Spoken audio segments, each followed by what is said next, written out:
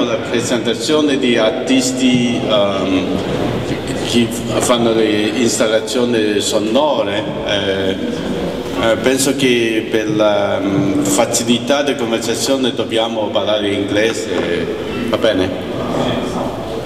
Okay, so welcome again. Tonight sorry for the delay of this panel. It's supposed to be 1 hour ago, but because of some very interesting circumstance of technology that we have to delay it a little bit. And thank you very much for the patience, and especially the artists have been waiting for hours, and of course the audience. So we are very sorry for that, but on the other hand, I think we are here making a little miracle, because this is perhaps the first time in a museum like this, we try to work in a way to not only to invent a very radical exhibition project, and also a very experimental and radical way of working. And we have a very small staff, and the turnaround of the staff is incredibly well organized. Even there's a lot of technology difficulties. So I really have to say I'm very grateful to the immense effort and efficiency of the staff, of the technical team, and the research team and the curatorial team to make this happen, which is, as you can see, this is the invention of a mobile theater. The idea of being mobile, it sounds very beautiful, very nice, but to make it happen, it's never easy. So to make the mobile really mobile, it's also a part of the project itself. So I'm very happy that we all share this possibility of doing this experiment together, including a lot of very physical work. And I have to really thank the team again, and the technician and everyone. So now I would like to really introduce the participants tonight with how many? 8 artists actually on the list of the of our sound installation artists. We have 9 artists and a group. Ikeda Ryoji is now traveling in other parts of the world. Unfortunately, he cannot join us. So la pauvre Louise, elle peut venir. Louise, tu peux venir avec nous?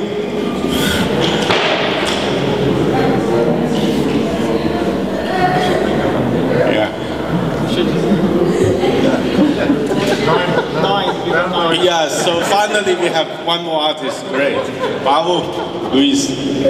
So, and then also we have the Rahm Radio Arte Mobile, which is always present with the radio.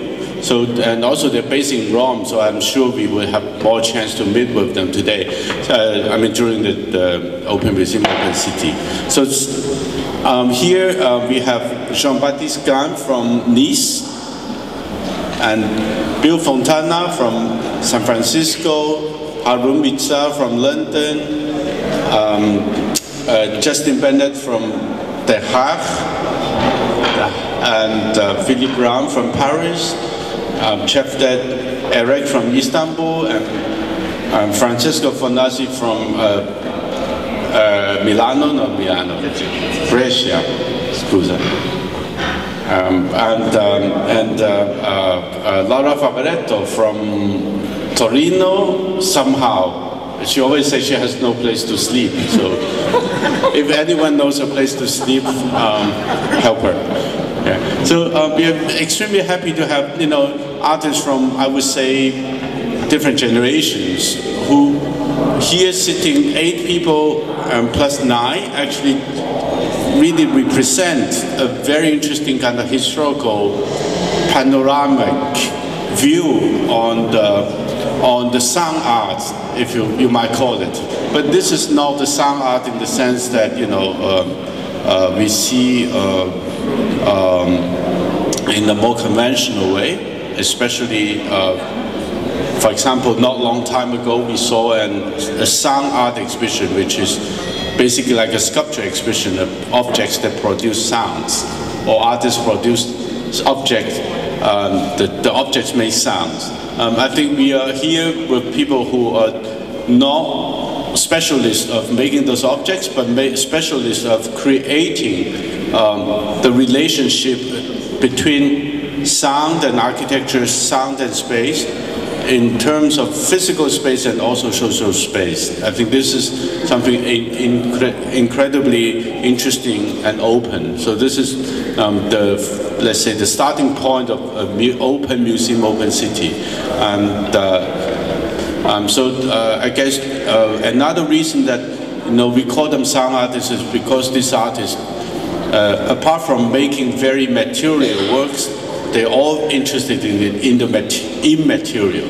This immaterial represents really the sense of emancipation, a sense of looking for freedom, a sense of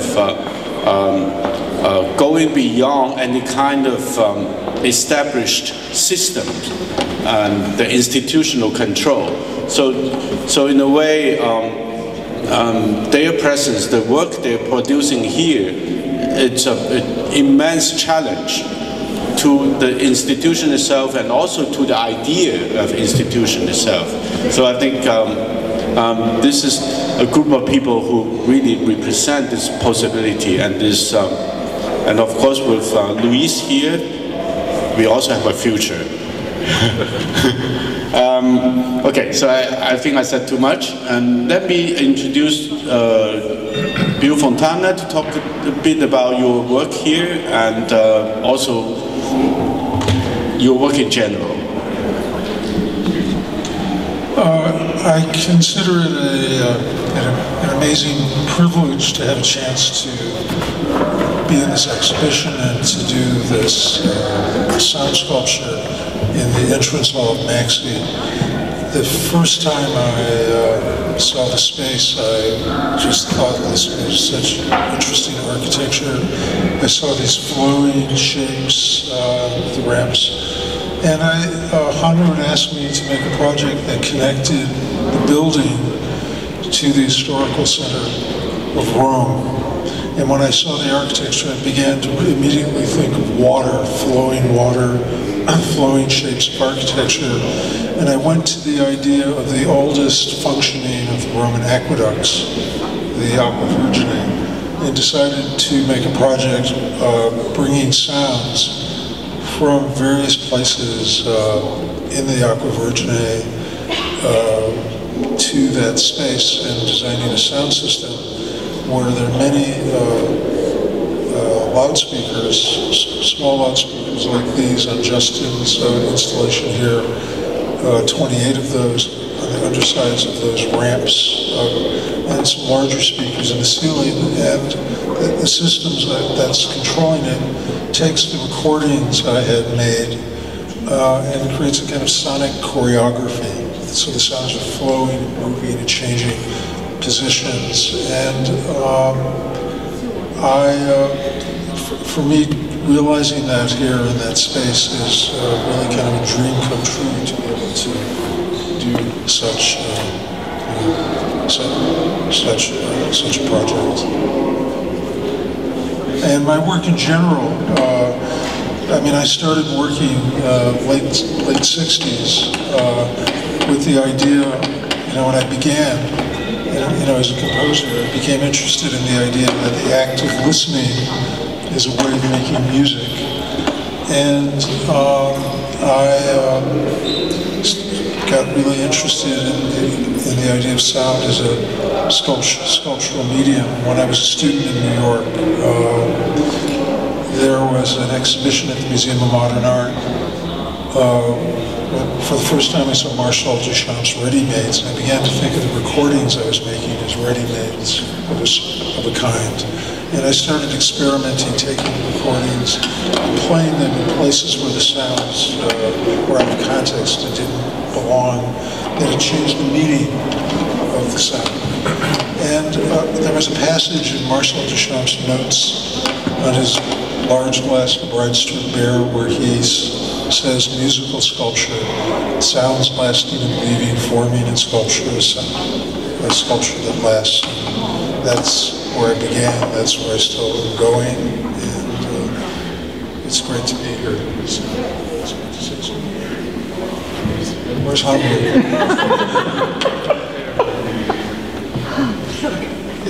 Anybody have a question or a thought? I just wanted to tell you one thing. I just wanted to tell you one of the most amazing experience I had in recordings is this under the Villa Medici. There's this the Italian water company at Shea has an access door to a tunnel. What's the name of that? Well, the Chiocciola. It's a 2,000-year-old stone spiral staircase that takes you down to this tunnel where the Aqua Virgine is flowing. And it's a tunnel where this water, the Virgin Spring is flowing, and this tunnel's more than 2,000 years old, and it's clean, the water's drinkable, and it's incredible sight. But while I was in there making recordings of the water, there's also, it's near Rome subway station, so I know it was Rome. Do you want to say something? Well,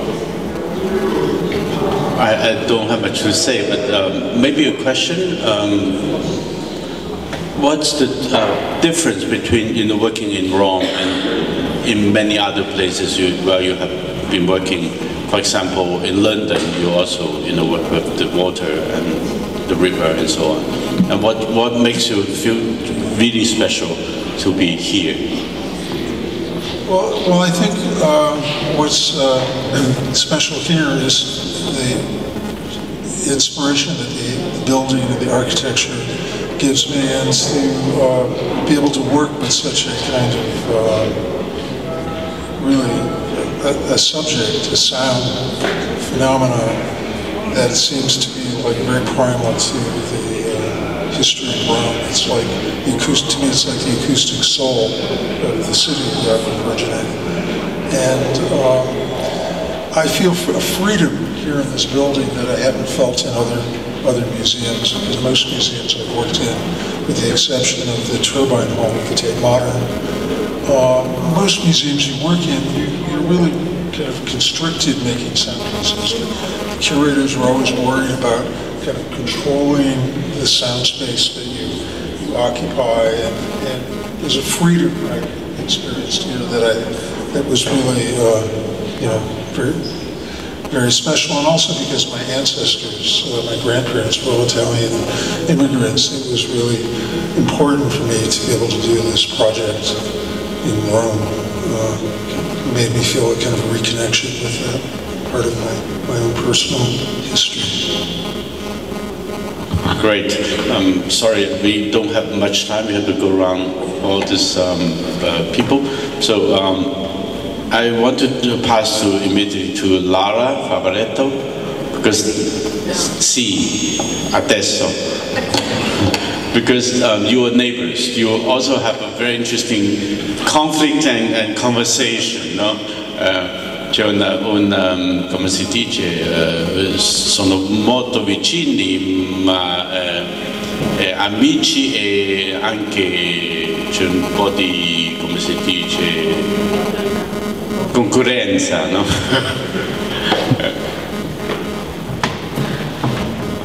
Purtroppo devo parlare in italiano, quindi non so se loro capiranno, capirete voi, non capiranno loro, ma perché non hanno questo che traduce. Inglese. Inglese è impossibile.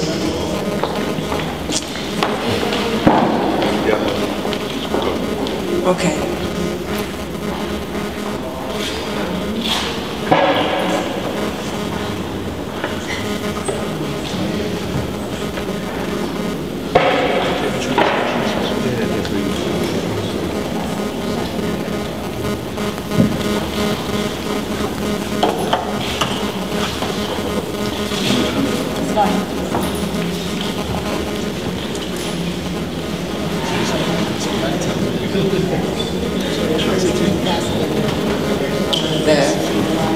Anyone else?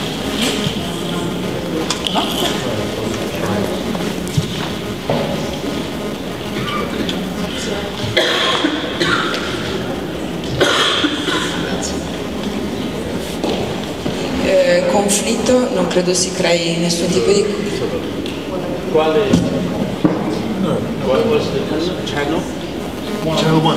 Channel 1. Yeah, we can hear you. Yes. Okay.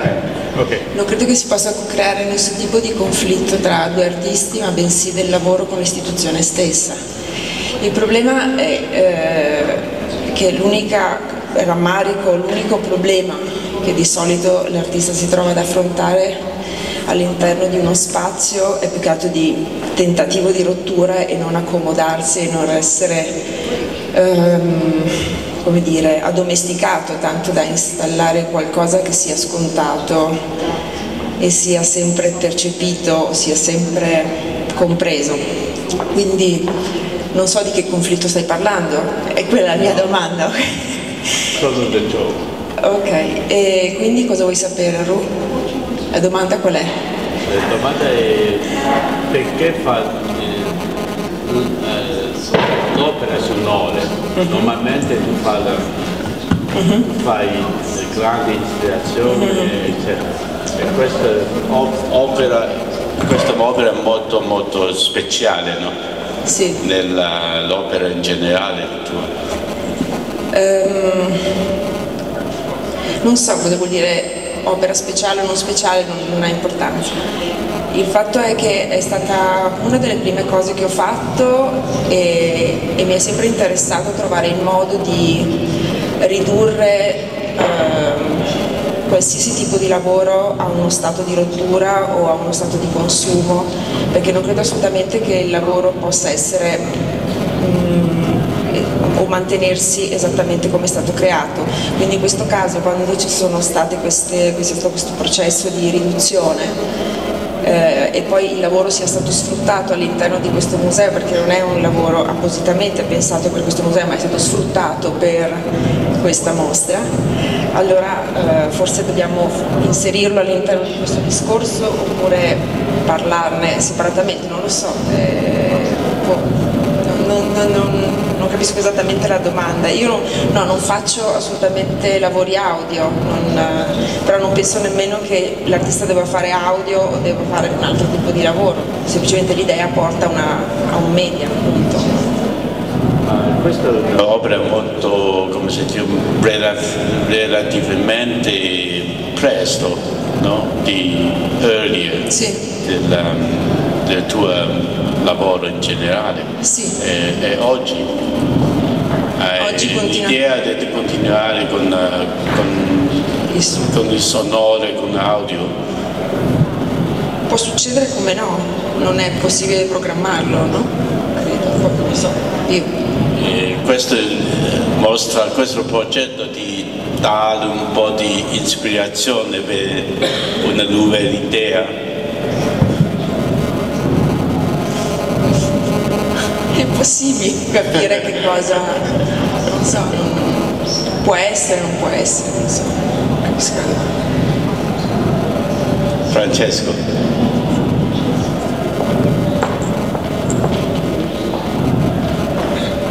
Buongiorno a tutti. I can speak English if you like, better.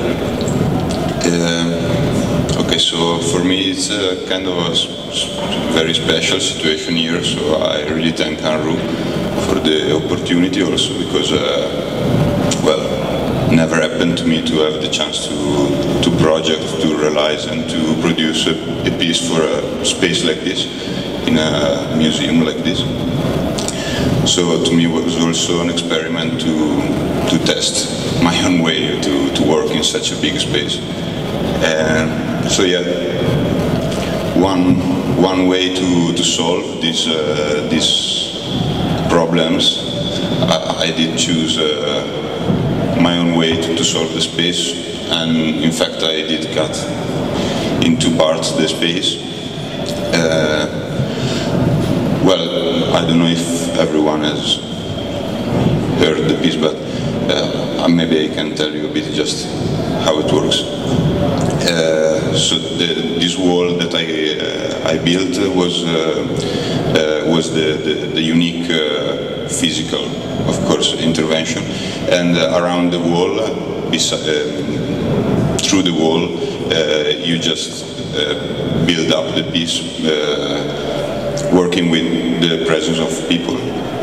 So the interaction between the two spaces is not the normal interaction that I prefer to work on a different interaction, which is a bit, it has a kind of latency between the perception and the action of the people in the space, and I would say it's kind of a mediative device somehow to balance, unbalance, and provoke a certain reaction to people that meet themselves across the wall. So basically those are high resonances, and those high increasing in volume and intensity are just a reaction of the otherness, presence and proximity to the wall. Yeah, this is the mechanics. Can you tell us a little bit about your reference to Jean Genet? Yeah. Well, the image very synthetically that I didn't start from these images, but I arrived there. I really like to connect somehow on a certain level, because of course there are many levels on which I could read, and I hope others could read the piece. But from these images from Un Chant d'amour de Jean Genet, which is basically a simple relation of these two prisoners inside the cells, yeah, who connect themselves through this little hole, and they smoke through it, and they get fantasies through it, sexual fantasies, outer space fantasies, etc. And they're monitored, and they're like watched from outside, from a guard who control their fantasies and their desires, etc. It's really violent, of course. It's really non-enjoyable situation. So well, I think it symbolically represents this kind of choose to divide, to separate, to environment in order to connect them. That's the most simple way to explain it, I guess. Very good. We just go to Chapter. Maybe you were doing something quite different. I guess also this work is a development of something that you have already started with. Maybe you can talk about that. Yeah. Thanks for inviting here, and then giving this chance to make this kind of tryout. Yeah, I've been working on this, not exactly on this, but this kind of strategy, which is kind of evolving, hopefully. I started a few years ago in Basel, actually, in Kunsthalle Basel. It was more or less in a similar way to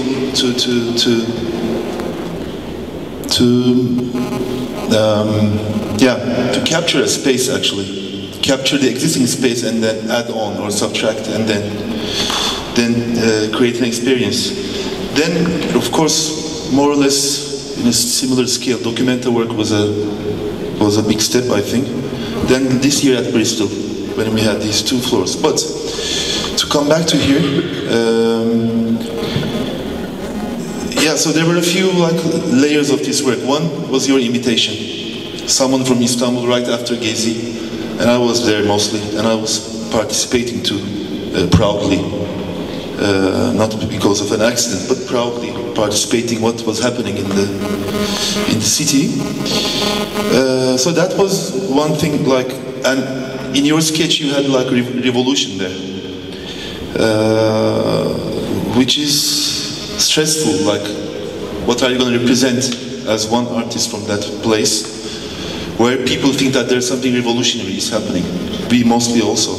So that's one. Second, and probably the most important thing, is the space in here. After coming here, me, you, Justin, we were going around checking the spaces. And more or less from the first, from the first day, I thought we had to climb up. Because I didn't get the logic of this ramp and then divided places with this glass balustrade. So the idea was first making this continuity to up, before even deciding what the project is going to be. So first idea was making a ramp, but then discussions, budget. But then I think we were lucky to go back to the steps, so we have this. So we changed the architecture. We took these glasses, kind of taking the teeth out of Hadis building, and then make more or less like used wood like that, so we could climb up, like the old days, like in a city, like in a stadium, like in a, I don't want to say a temple, but where you go with a curiosity or with kind of with an expectation. Then we have a stage at the very end which you cannot climb up. But my plan was not, honestly, my plan was to just climbing up there and then enjoying the base there also. But then at the end we have a stage that you and us, other than yesterday when we had to correct the loudspeaker, we climbed there. But so we have a stage at the very end. You cannot climb there, but you have this big bass, the drum beat. Yeah, drum beat could be easily a third layer. I'm using drum beats a lot because I'm coming from, and I'm going to drumming. And the sounds, maybe. I didn't bring any sounds from Istanbul. Just last Saturday I went to a demonstration in here, a manifestation against kind of a gentrification project. So in these mobile loudspeakers I have these 3 loudspeakers, and one of them, the ole ole, it's not like from football stadium but from protest. I think they were mostly anarchist people. And then the other sound, again in the same manifestation, these African people are playing this kind of a very continuous beat. And the other ones are like, people are hitting metals. That's the only one from Istanbul actually, in a demonstration. The drum beat, I programmed it here, and I had lots of kick sounds with me, and then I chose one. And then the announcement speakers that we installed, it says tutti fuori tutti, like aim. But kind of a proposal for the architectural program, with kind of trying our best to escape from the visual, of course, but to make a real architectural program, or spatial, let's say. Architecture is a very dangerous word in here, but yeah, and I would love to have any questions or criticism, whatever. Maybe we pass to Philippe, because Philippe is doing something, I guess, very, very different again. Being originally an architect, but also very closely working with the art community. I think Philippe has a very particular approach to what he does, actually. At first, how to define yourself? Being architect, musician, visual artist, or? No, I think I'm completely and only architect. And but as an architect, I try to define my own language, and by doing like this, so first you become like critic. You have a kind of critical position about the language, the existing language of architecture, and you challenge it, and you try to invent some new tools and to a new target for architecture. And then when you are acting like this, I think you become not an artist, but you have a kind of similar position than an artist that try to reinvent the plastic language, or to reinvent the way to look to something or to think about something. So, but I'm only an architect, but by doing this research on the language of architecture, I was invited, and I use the museum as a laboratory to explore, to do new proposal about architecture. And in this work, I try to combine two positions. The first one is about a kind of methodological position. In my work, I understand that very often I decompose the world, the reality, into small particles, and I think it's maybe quite similar to the 19th century scientific decomposition, like the Impressionist painting or the Claude Debussy music, or Mallarmé, the way he decomposed the sentence into single word. And I think in my work I always work like this. I decompose things like the space into chemical element to understand that it's composed by different chemical gases, by electromagnetic waves, by temperature, by humidity, by different things, and then to recompose the space using this single element. And for this project, so I have proposed to use the music as the element of for creating the space. So I use the Claude Debussy piano work, and I decompose in all single notes that compose this music, because normally it's like a timeline, and how to transform the timeline into a space line or space, and then all the single note of the partition becoming a single speaker in the space, and so each speaker diffuse only one note, and then so it means that you are like swimming or like inside the tone of Claude Debussy, and you could move inside the space and recompose your own music by traveling inside, and so it's really like going from a timeline to a kind of space of music, and then going from the big space where everything is decomposed, like the color, the white light is also decomposed into different wavelengths of color, and then when you go up with the ramp, it starts to be recomposed, and then at the end, in the last room, everything is recomposed again, so it's a white light and it's the music in its original shape. So it's so for me, it's this work is like a presentation of a method, of kind of a design method, and also a kind of evaporating music that becomes space. Right. So maybe we go to Justin, who has actually two works here, which are very different works, but Justin being an artist who is very concentrated, how can you handle these two works at the same time? I think I could handle them because they were so different. I guess they would be, you could see them as two extremes of what I do, maybe. I work a lot with the city.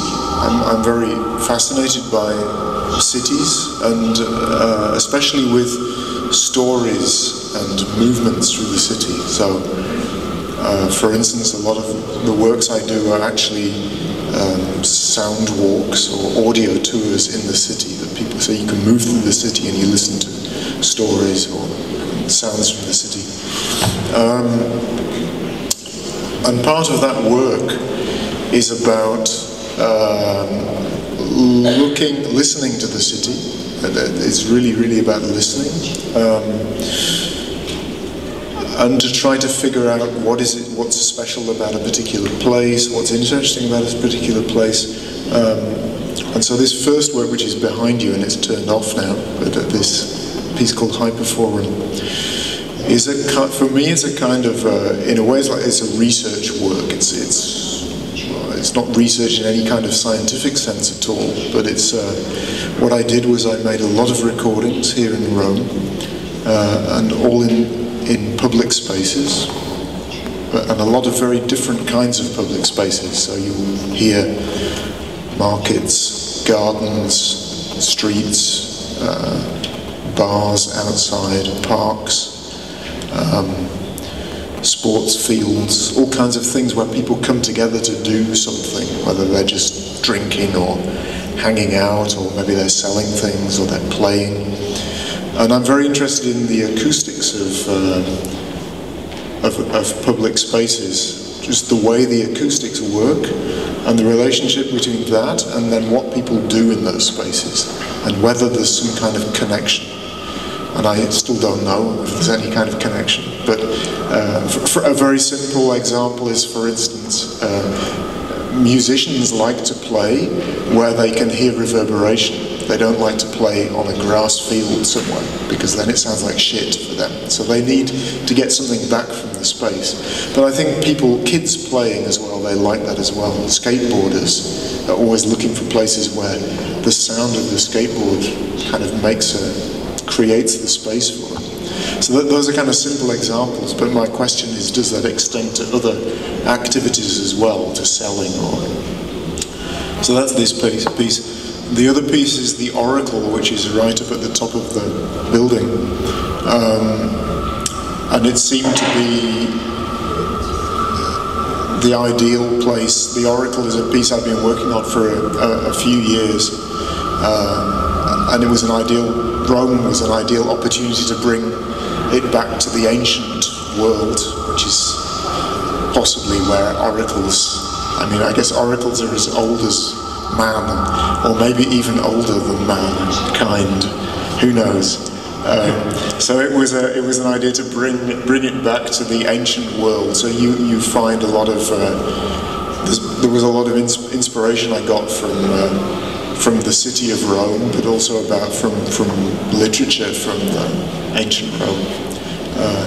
And it was, again, it was a fantastic opportunity to be able to have the possibility to show these two completely different pieces in this show. And I think it's a kind of there's something about the composition that makes it possible. The composition of the space, or the composition of the curator, I'm not quite sure, but how to connect all these things together. And it's very exciting to see how the different pieces work together, I think. Great. Harun, you just had a new baby, and this is also a new baby. Tell us about, I guess, this project also is pretty different from what people see mostly in other exhibitions with your work. Even it is somehow a continuation of an existing project. Yeah, because I guess one of the things with my work is it's almost like a straight 50-50 split. I'm really interested in where visual space meets acoustic space, and the sort of differences between the two types of space, or the pragmatics of that space. So yeah, you're right. This is kind of, it comes from invitation from you, really, saying that you want an empty museum. You don't want any objects, and let's empty the museum out. And I was fascinated by the idea of emptying out this space because of what it was. Because knowing this building for 4 or 5 years, I got the impression that there was more complaints about this building than compliments, especially from Romans and Italians, and throughout because of this idea that it's not appropriate to show contemporary work, which I think is a strange thing. Perhaps contemporary is a word that's associated with a very specific idea of art. Now, we've moved forward from the idea of modernism and modern, and maybe contemporary we moved forward from, so there's, there was those paradigms. Maybe we're in an emerging paradigm now, and within the emerging paradigm, I think works can be obviously not what was, the subject of the critique.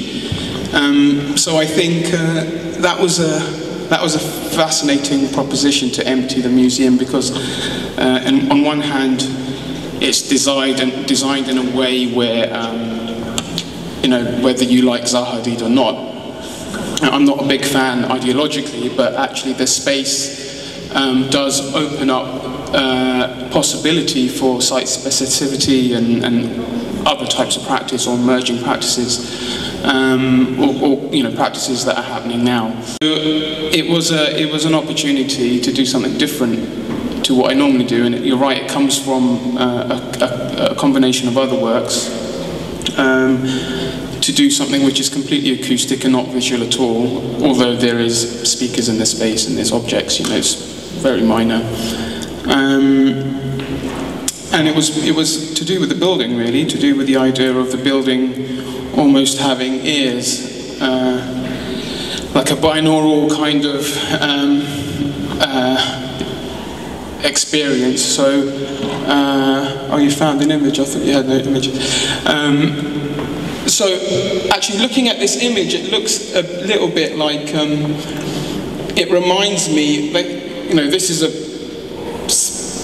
sort of graphic representation of a sound, I guess, getting louder from zero, from nothing to something. And it reminds me of a drawing by Max Neuhaus, actually. And Max Neuhaus made a work for Dia Foundation in New York, which I really like, and it's a drone that plays outside and it does the same thing. It starts at nothing and it gets louder and louder, then it sort of stops. And I think the idea, in a way, this is a combination of two Max Neuhaus works. One is that one I just mentioned, and the other is the work Listen. Yeah, exactly, it relates to what you're saying, listening to the city. So, you know, so what's happening here is just, I just thought, hang on, but let's listen to both sides of the building, and as we listen to it, becomes louder and louder. So at some point, it's from nothing, it becomes audible at the volume that you would normally hear it. And then, this is actually a different proposal, but go back to the first image? Yeah, it doesn't matter, we can keep going through the images, it's not essential, but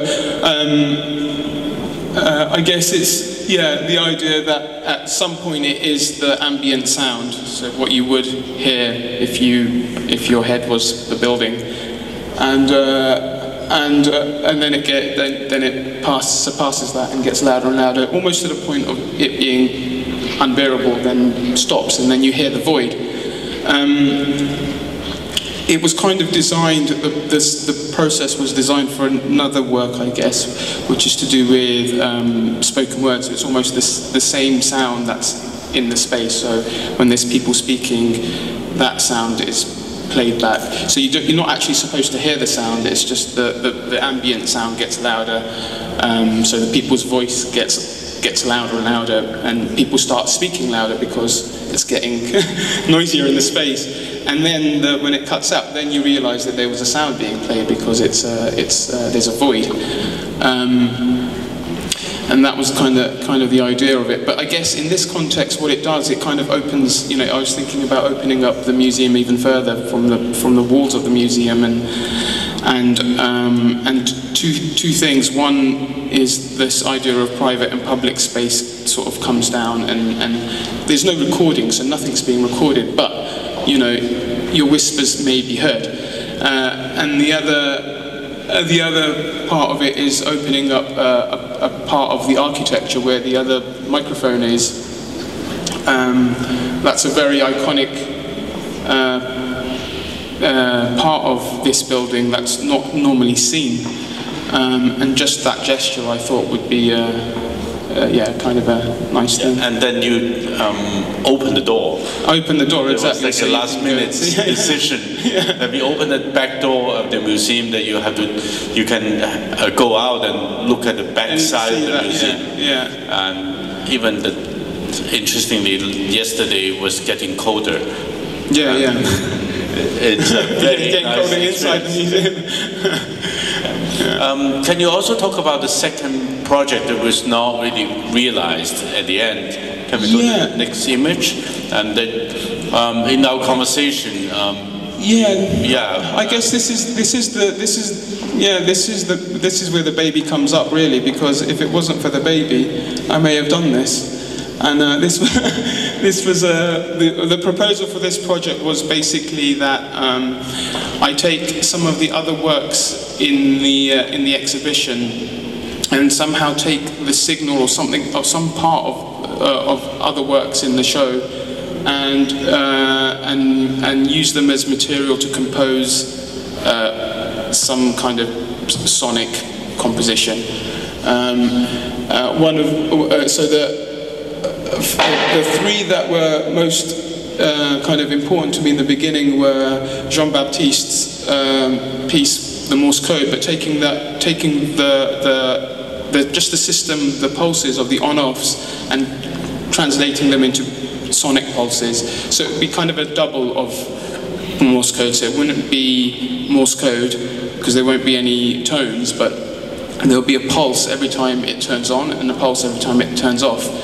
And that would provide some kind of a structured rhythmic sort of I guess layer, and then Aikido's A would also be within this, and maybe the pulses would be turning on and off that sound, and also Bill's piece. In a way, it would have been very different to what I imagined, because when I was thinking of the fountains, I was thinking of the gushing noise of fountains, you know, and I use that sound quite a lot normally in my work, the sound of noise, and which also in terms of music is quite an interesting sound and timbre. So that would have been another element, and there would have been a composition. But unfortunately, family and other work, other projects, sort of kind of made me hesitant to, you know, actually, it would have been difficult to fulfill this. So perhaps another opportunity, or even, you know, we can continue the conversation and do it in another situation. Great. So, talking about this and the natural connections to Jean-Baptiste, because here it's, you know, the Baptiste. Yeah, the Baptiste. Yeah, the Baptiste. And of course, in the Jean-Baptiste work, here maybe it's the only installation that's not using sound per se, but something related to the sound signal, a kind of, you know, translation of sound into signal. Yes, this is the only not sound piece, let's say, but it's nice also to be in that show with a visual piece. Technically, it uses sound. That's why we could imagine a collaboration with Rahm. But it took me a long time to take off the sound of the relay that you wanted to use, which was a funny thing. But there is something which is very important in what Hanru said at the beginning, is what can you show when you decide not to show objects. And I feel very comfortable in that situation, because my whole practice of art is probably out of the object and more in what happens to the visitor, the spectator in the space. So I think the choice of Hanru, and also why I feel very comfortable in that show, is also like, what is the political choice not to produce object in that moment of mankind history? What are we doing continuing producing objects? So if the museum is empty and if it's happening something for the visitors out of that producing system, I think then the artists are really in the real political avant-garde to rethink that moment. And it's quite kind of funny, because it's now Paris Art Fair, and it's exactly the inverse, with a lot of object, a lot of price, and the market is very healthy, thank you. So what can we do for the public in such a big space without object? And I really like that way of doing, and also all the emotion I got from the show yesterday, and I think it's a very strong proposal. Can you? Can you talk about I have to talk about the my work work itself? Okay. I mean, why Don Quixote? I remember when I met Jean-Baptiste, it was about 10 years ago in Amsterdam, and he was to cook. He said his work is actually, he was in residence in the Rice Academy, so his entire year spending there was cooking, more or less. Cooking, and then he has a t-shirt saying that, on strike, cookist. And now, secretly he was also doing something like that. Yeah. So that was very connected because the strike was the strike of showing art, and I thought that the spam could be also a way to touch people. But this work is a lecture of Don Quixote de la Mancha, the book of Cervantes. It's the whole reading of the reading of the whole book, which is 45 days and nights. It's more visible at night, as you see, and it's in Morse code and in Spanish. If you didn't notice, it was in Spanish. So it's the original version. Why Quixote? That's a question that Borges asked himself also, why Quixote? But I think I had no choice when I started to make Lamp read the book, that it should be this book, because this is the book of the illusion. This is the book of one guy who is making incredible thing for a woman who even doesn't know that he exists. And this is the book. This is the book of one of the book which are one of the structure of the Occidental thinking, but in a very funny way. And the thing is, each time I show this piece, people get to know it is Quixote. They see the thing, they see it's a lightning. They understand it's not a party going on. They understand there is a code, and then they get the information from some neighbors or something that it is the reading of the Quixote. And then the image comes by itself, because it's such a strong figure in the Occidental culture that you got, as soon as you say Quixote, you got the donkey, Sancho Panza, the windmill, you got everything. And then you understand that we are talking about the illusion, we are talking about the illusion of power, we are talking about the illusion of love, we are talking about all these things. Great. I think expression is really an illusion itself, but it's a necessary illusion to make our life feel somehow different or hopefully better. Yeah. We don't have much time. Maybe should we have some questions from the audience? If domanda.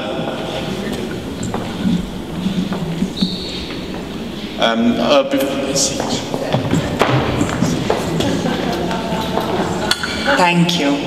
Could maybe some of the artists talk about visibility and imagination, because some works, especially the ones that recorded the city, they really makes us see without making us see, whereas other works just brings us somewhere else. So this relation between visibility and imagination.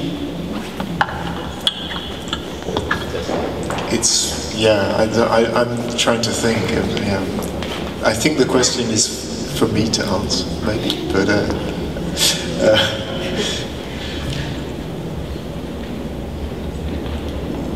well, yeah.